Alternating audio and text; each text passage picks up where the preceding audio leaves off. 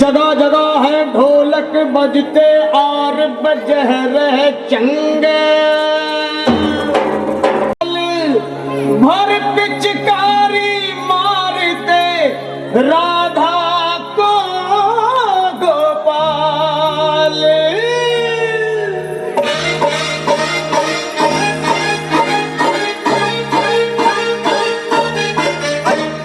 होली आई होली आई होली आई, मस्ती आई मस्ती आई मस्ती आई, होली आई होली आई होली आई, मस्ती लाई मस्ती लाई मस्ती लाई। वो रंग लेके खेलते गुलाल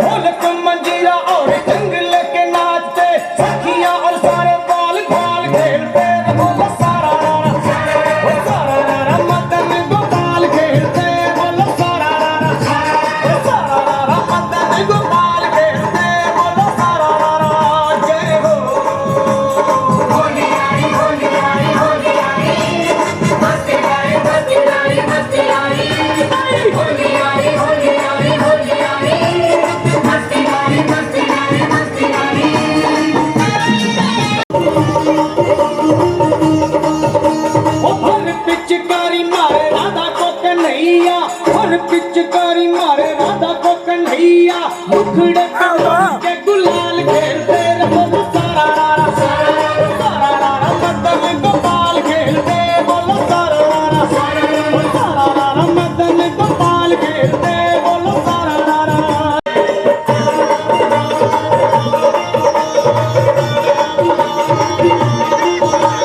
देवता भी होली यहाँ खेलने को आते हैं, देवता भी होली यहाँ खेलने को आते हैं, ब्रह्मा विष्णु बाबा भोलानाथ खेलते बोलो सारा रारा सारा रारा, मदन गोपाल खेलते बोलो सारा रारा सारा रारा, मदन गोपाल खेलते बोलो सारा रारा। जय हो होली आई होली आई होली आई, मस्ती आई मस्ती आई मस्ती आई, होली आई होली आई होली आई, मस्ती आई मस्ती आई मस्ती आई।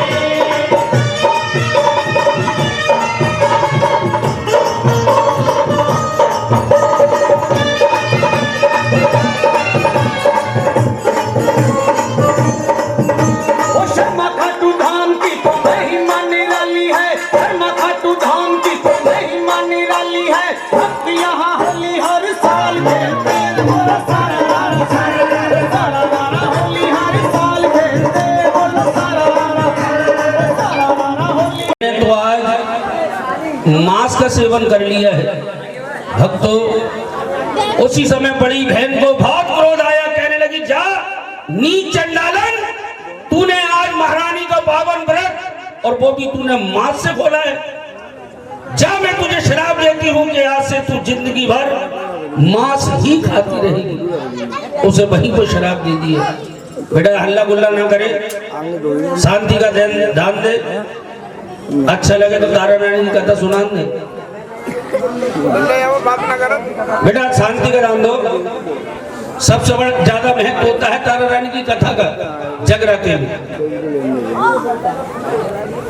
भक्तों उसी समय बड़ी बहन ने शराब दिया कि बन जा तू छुपकली, शराब दीना कुछ दिवस तू छुपकली ही बन करके जीना, और बन गई छुपकली सबने जाना, और भेद मन का ना हमसे छिपाना। जैसे ही बड़ी बहन ने शराब दिया, छोटी बहन ने पैर पकड़ लिए कि बहन मुझे क्षमा कर दे, मुझे माफ कर दे, मुझसे गलती हो गई, भूल हो गई। काफी देर तक रोती है पैर पकड़ के बड़ी बहन की।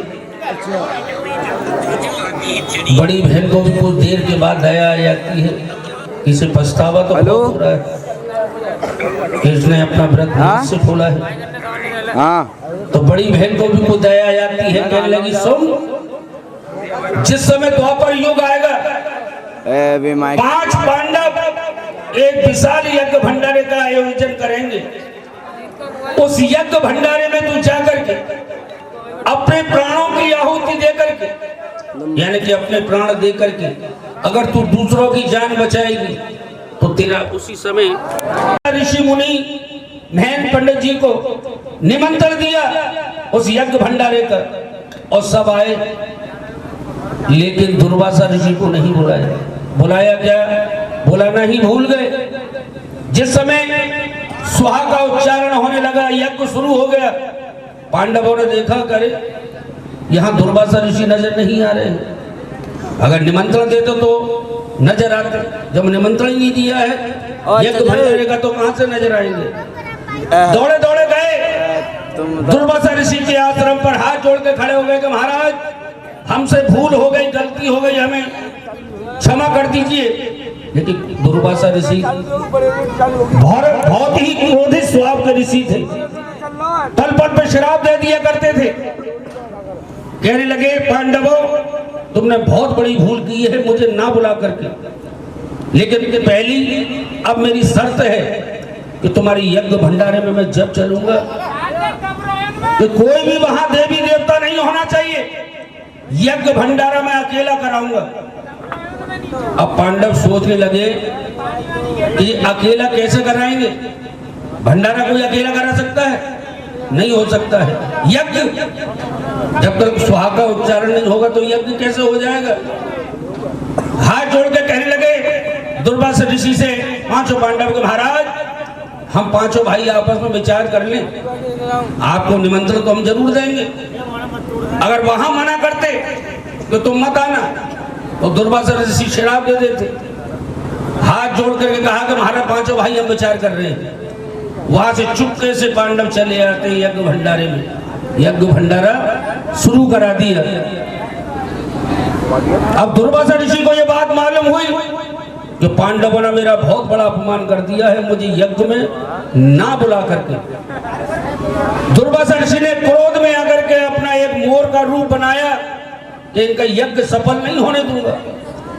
एक मोर का रूप बनाया, अपने पंजों में एक जहरीला सर्प मार करके अपने पंजों में दबाया और उड़ते हुए आए, उस पेड़ के ऊपर बैठ जाते हैं जिस पेड़ के नीचे भंडारे की खीर बन रही थी।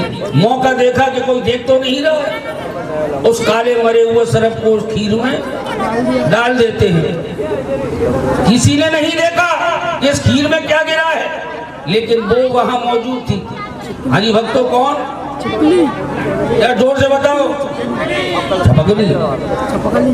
चंपाकली भक्तों, जैसे ही खीर में गिरी वहां ऋषि मुनि पांडव सब विराजमान थे। देखते ही उस छुपकली को शराब दे दिया। और क्या शराब दिया कि जा नीच, क्या कह दिया, जा नीच, तूने आज इस खीर में गिर करके इस सारे भंडारे का नाश कर दिया, हम प्रसाद में किसको क्या देंगे। हल्ला करने लगे संत, ये खीर कोई भी ना खाना, और गिरी छुपकली झेर भरी, जो खाए उसी को मर जाना। लिया कड़ाव चार संतों ने, वो हिम गिर के ऊपर आए और फैला दीनी खीर, खीर में मरे सर्प काले पाए। ज्ञान दृष्टि से देव छुपकली की महिमा को हर्षाए, और दे वरदान दिया संतों ने कि तू मानस का तन पाए। जैसे ही भक्तों उस खीर को एक खड्डे में जाकर के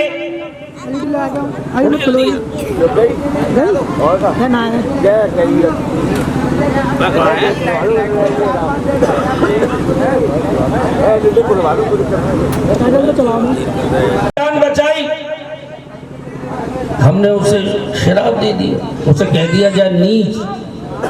लेकिन उसे एक वरदान और देते हैं कि जो शराब दे दिया तो दे दिया, वो वापस नहीं हो सकता है। लेकिन उसे एक वरदान देते हैं कि जा तेरा जन्म एक राजा के यहाँ होगा, लेकिन तेरा पालन पोषण एक नीच घर में होगा। शुरू होती है भक्तों तारा रानी की ये तीसरे जन्म की कथा, के लिए बहुत ही शुभ है। आपका भाग्य जागेगा, आपके खजाने में बढ़ोतरी होगी, आपका राज्य बढ़ेगा। लेकिन राजा स्पर्श कहने लगे कि महाराज छोटी कन्या को तो पहला बताओ, बड़ी का बताए चले जा रहे हो, छोटी का तो नेकात बताओ। कहने लगे महाराज